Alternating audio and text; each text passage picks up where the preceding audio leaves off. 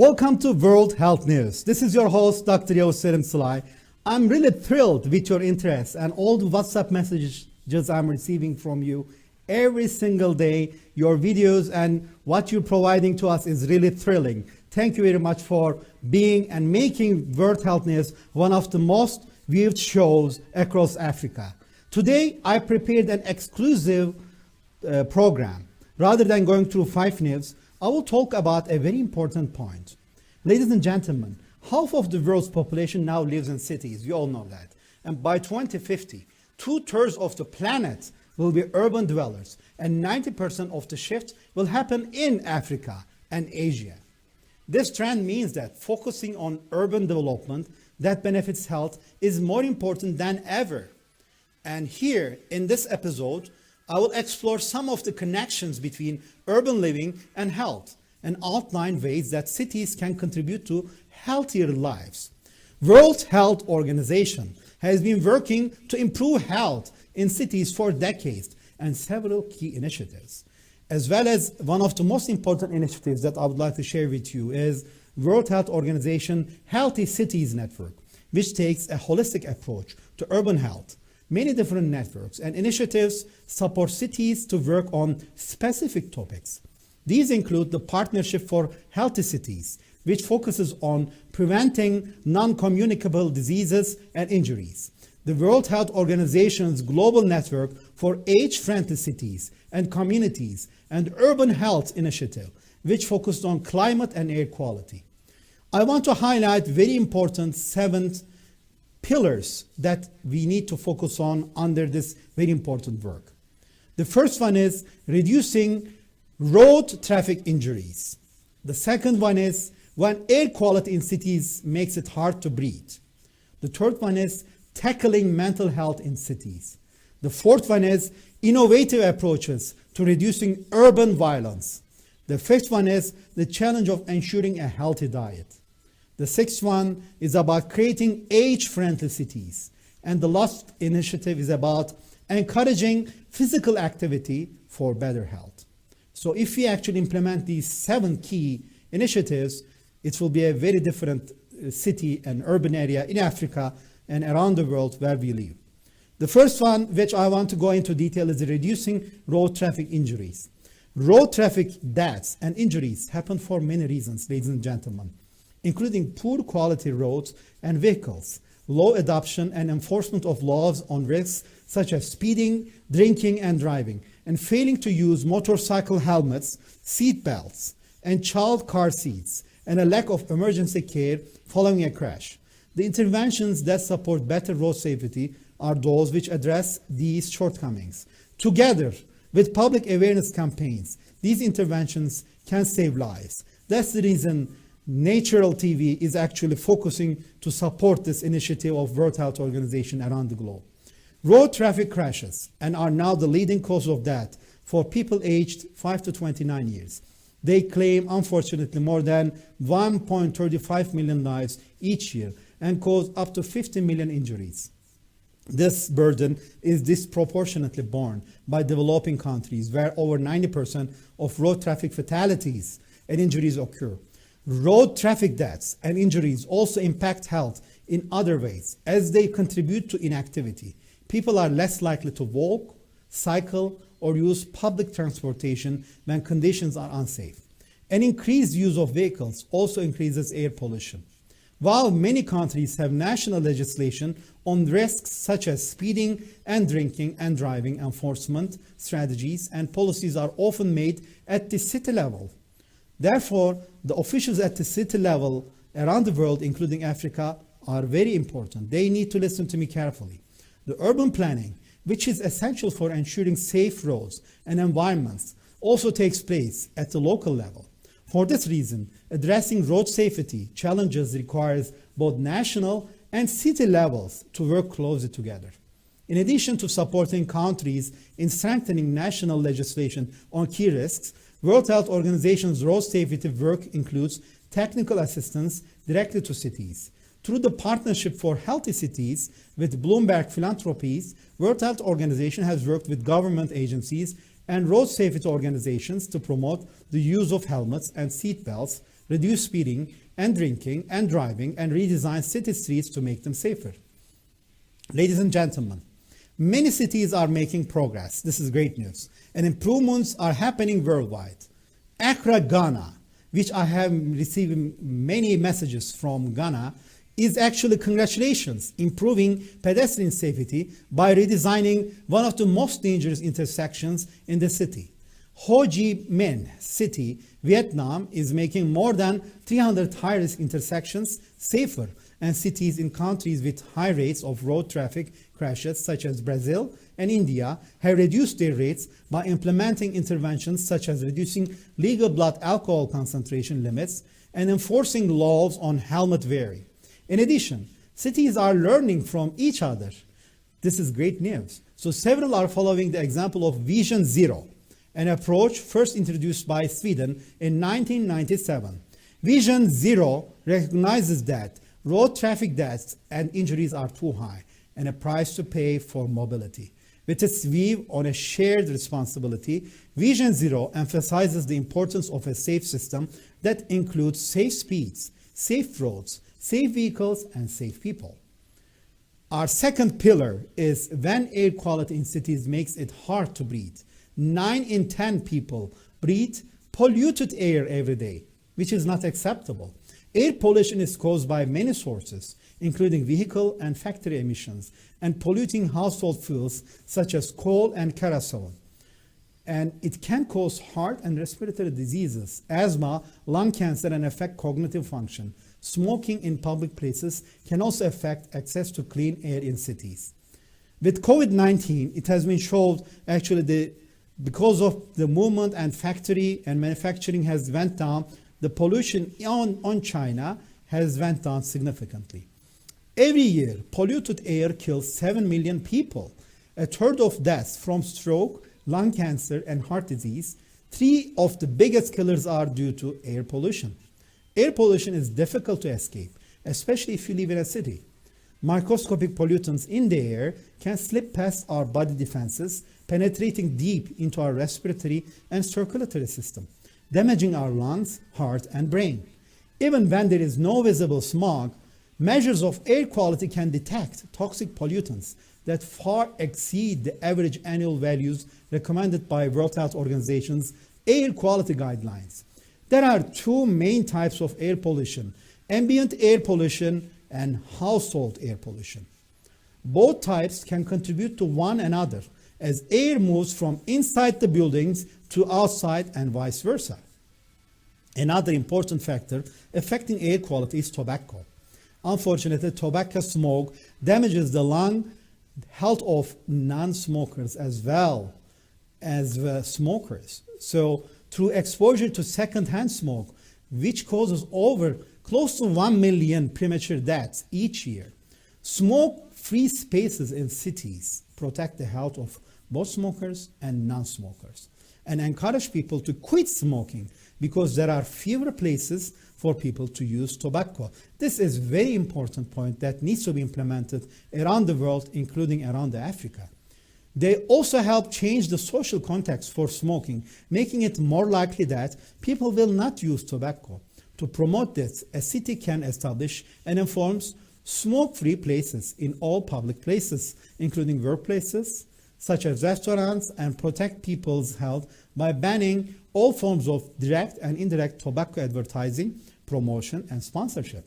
For example, through the Partnership for Healthy Cities network in Jakarta, Indonesia, this has focused on strengthening enforcement of a ban on outdoor tobacco advertising, while in Kampala, Uganda, is enforcing strong national smoke-free legislation across the city. Congratulations to Indonesia and Uganda.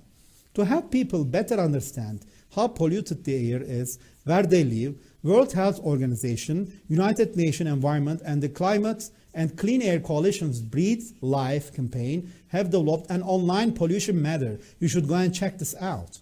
Breathe Life campaign.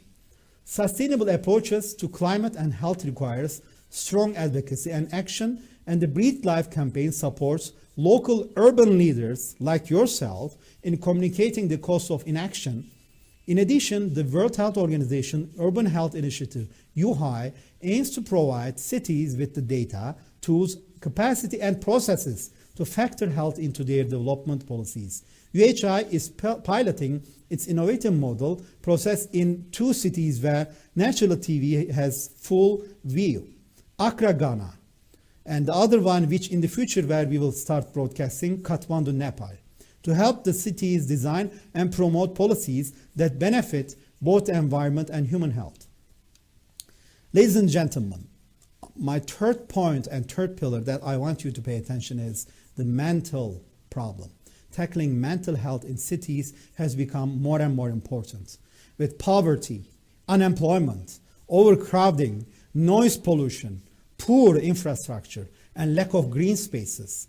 These are just some of the obstacles urban residents face. All these challenges can create or intensify mental illness and leave people feeling overwhelmed and isolated. But cities can help people overcome these challenges through programs and planning targeted at making urban spaces more conducive to good mental health. Skyscrapers are not the only things casting shadows on people's living in cities. Many people migrate to cities because of unemployment, divorce, loss of family members, violence, or mental and physical health problems. The very reasons that people move to cities can also be risk factors for mental health issues. With more than half of the world's population now living in cities, overcrowding can become a big issue in cities. Combined with noise pollution and even the way we travel, these cramped and overstimulating conditions can lead to chronic stress and social isolation. It may seem counterintuitive, but sometimes being surrounded by people can fuel feelings of loneliness. Social cohesion and community creation in urban environments can be much harder than in rural settings. Ladies and gentlemen, in addition to poverty and inequality are often more concentrated in cities, people may have difficulty finding employment, and more than 1/3 of people in cities live in urban slums or on the streets. We have to realize this fact. Facing financial and social disadvantage can amplify mental health issues, increasing the risk of becoming depressed or developing other mental health illnesses. Housing projects, job creation, employment programs, and strong primary healthcare services can all contribute to reducing the burden of poverty and housing insecurity.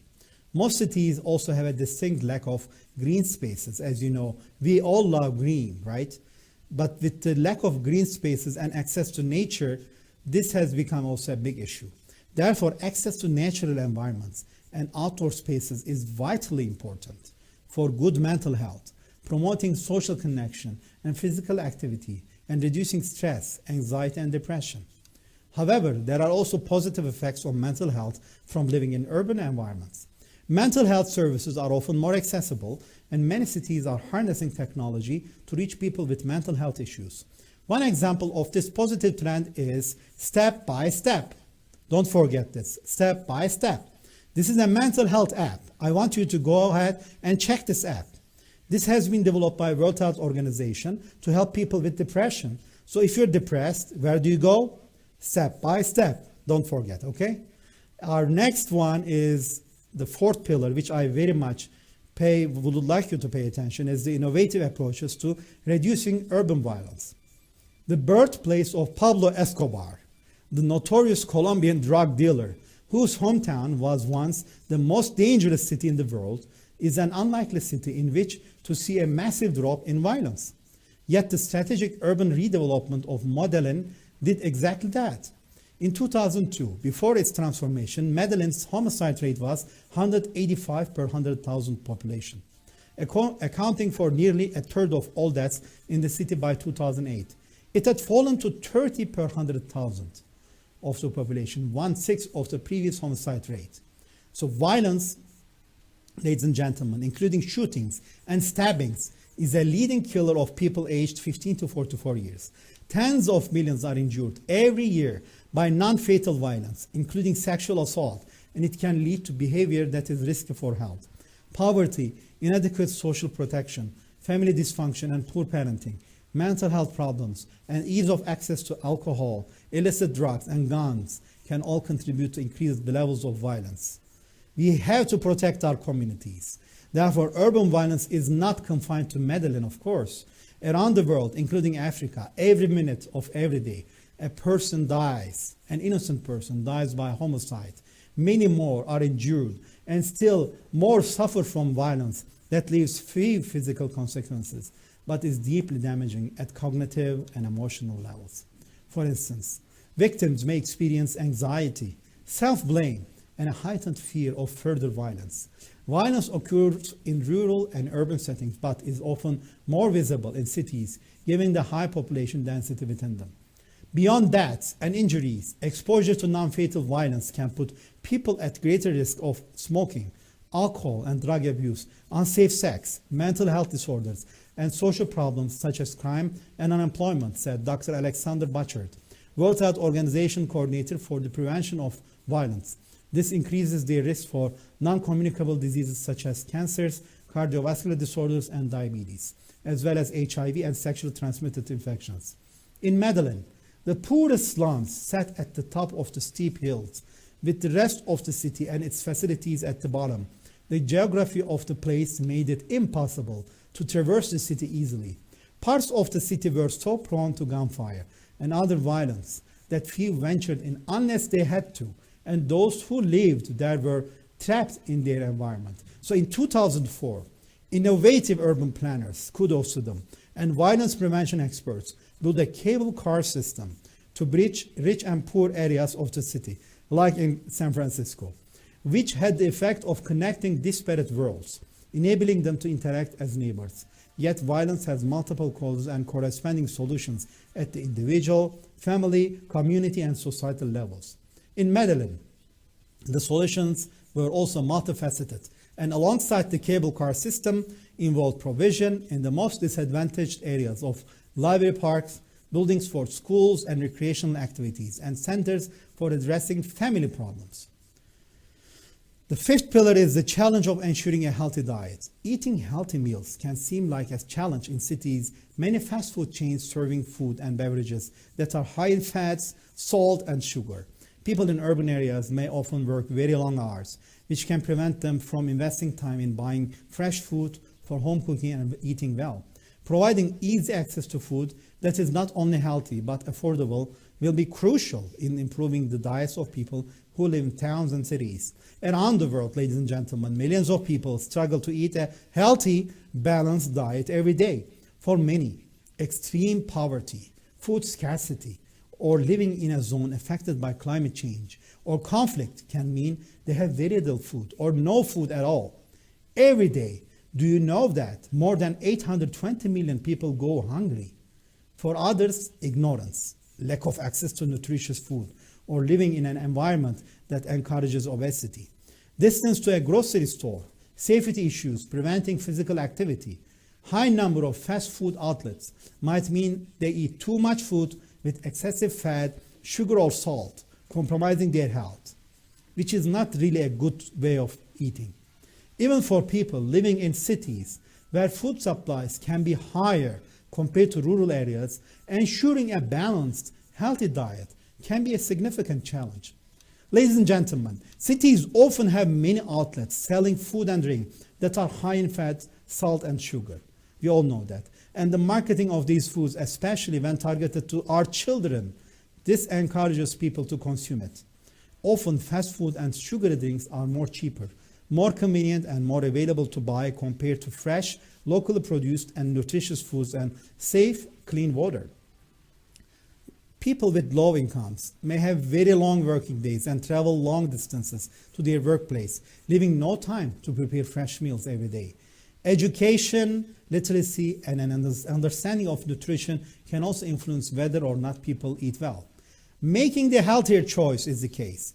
Making the healthier choice, the easier choice, is a smart strategy to ensure people have a more balanced diet. For example, ensuring that fresh, locally produced foods such as fruit, vegetables, nuts, and legumes are cheaper and as convenient as processed, packaged, ready-to-use meals that are too high in fats, salt, and sugar.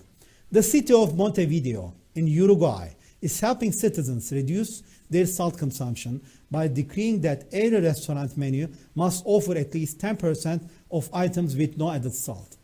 In Turkey, Professor Dr. Recep Akta, actually, when he started the healthcare reform in Turkey, also issued a very important decree, and all the restaurants which are offering salt, now instead of two holes, they have only one hole, which makes people who are using the salt to actually put less salt. So these are some practical changes which can impact very positively on people's life, where all healthcare providers and decision makers should consider. Regulating marketing, especially to children, and having simple, easy to read and easy to understand food labels will help the urban consumer to make the right food choice. I want to give another example from Philippines. Quezon City in the Philippines is working to prohibit the sale of promotion of sugary drinks near schools. Encouraging urban agriculture and community or school gardens can also support local food production, reduce food miles, and allow people to be active participants in their health and diets. These are not very difficult changes, but these can be implemented only with the decision makers at the government level. And as Ntr TV, we are ready to support you and help you. The sixth pillar is creating age-friendly LTs. Age-friendly cities are key to enabling people to live longer and healthier lives while fostering more productive societies. We all need to respect our elderly. And age-friendly cities anticipate and respond flexibly to changing needs in older age for accessible housing, urban spaces, public transport, health and social support. The world is rapidly aging, and the number of older people aged 60 or above is growing faster than all other age groups. Numbers of older people is expected to rise from 962 million to more than double, 2.1 billion by 2050, and to more than triple, 3.1 billion by 2100. So most of today's adults and children will be aging in cities. Adapting city structures to the needs of a growing older population is preparation to meet the challenges of demographic change. Aging can come with many opportunities, such as time to explore new interests, travel, and spend time with friends and family, and share your experience with others. However, older people can face specific age-related issues, including difficulties in moving around, hearing, seeing, and the most important one is remembering. So these challenges with current housing and isolation as social networks become fragmented, such as if their partner dies, their wife dies, or children move away and they become lonely. When not adapted to the needs of all ages, cities can be very difficult environments in which to grow older. To allow older people to make their way to a health center, the supermarket, or just to participate in community life, each sector within a city, housing, urban planning, transport, needs to be working seamlessly and integrated. One break in the chain, inaccessible housing, an unsafe road, poor public transportation can make it very difficult for our older people to get out and about and may restrict them to their house. The rise of global cities networks in international agencies such as World Health Organization indicates a strong international commitment to making the world more age-friendly through the WHO Global Network for Age-Friendly Cities and Communities. A significant amount of work is being done, and the worldwide to adapt cities to better respond to aging populations and to include older people in planning urban developments. For many cities, housing and transport are two areas of focus in terms of responding to the changing needs of people as they get elderly and as they age. Urban housing has not adequately focused on enabling older people who may be faced with declines in physical or mental capacity to stay in their own homes, which is what most people want. Many older people are unable to or prefer not to drive, and thus accessible public transport is essential to enable them to continue to do what they value, see friends and family, remain independent, and so on. It is equally important that older people continue to have a good reason to go out and participate. Cultural offers and entertainment that cater to the interests of older people, or worship places, or other opportunities for volunteering or civic engagement contribute to a fulfilling and enjoyable older age. Many older people are unable to or prefer not to drive, and thus accessible public transport is essential to enable them to continue to do what they value, see friends and family, remain independent, and also feel spiritually intact, and so on. It is equally important that older people continue to have a good reason to go out and participate. Cultural offers and entertainment that cater to interests of older people, opportunities for volunteering or civic engagement contribute to a fulfilling and enjoyable older age. My last pillar is about encouraging physical activity. This is also for myself as well. So encouraging physical activity for better health. Physical activity helps, as you all know, prevent heart disease, stroke, diabetes, and some cancers, and also helps prevent obesity and improves mental health and well-being. Yet, ladies and gentlemen, living in cities can make it challenging to be physically active. Frankly speaking, either through an over-reliance on cars, it's just easier to use your car, or fear of crime, or a lack of public open and green spaces to exercise in. The importance of physical activity in ensuring good health has long been demonstrated. Yet around the world, 1 in only 4 adults and as many as 3 in 4 adolescents are not active enough. The least active in many countries include girls, women, older people, underprivileged groups, and people with disabilities, and those living with chronic diseases. Levels of physical inactivity are as high as 2 out of 3 adults in some countries. Ideally, the ability to be physically active will be prioritized during urban planning so that people can easily integrate exercise into their lives. Cycling to work or walking around the city center and having easy access to green spaces within specific sectors planning and design for physical activity are also very important. For example, schools should provide environments for children to be active during and after the school day, and employers should provide opportunities for their staff to be active during the working day. In 2018, World Health Organization produced its first ever global action plan on physical activity, which sets the goal of reducing physical inactivity by 15% by 2030 through 4 key policy action areas. So the decision makers have to listen to this very carefully. What are these 4 key policy action areas? Creating active society through better knowledge and understanding of the multiple benefits of regular physical activity. Active environments through policy that support physical activity by providing safe and accessible spaces in which to be active. Active people through policy actions to increase provision of opportunities for all people of all ages and abilities to be active. And finally, active systems, which includes policy actions to strengthen research, governance, data systems, and financing mechanisms to support the implementation of physical activity. When I looked at the World Health Organization European Health Cities Network, it also, kudos to WHO, has made designing urban places that improve health and well-being one of its priorities. By 2030, 80% of the European population are predicted to live in cities and will have to contend with air pollution, overcrowding and congestion, heavy road traffic, and other factors that can make it challenging to be physically active. So this report by the World Health Organization Regional Office for Europe and the Gall Institute on how people interact with their environments emphasizes the importance of identifying win-win scenarios where solutions address multiple challenges simultaneously. For example, affordable housing. Redevelopments may also provide thoughtfully designed, safe green spaces for gathering and active recreation.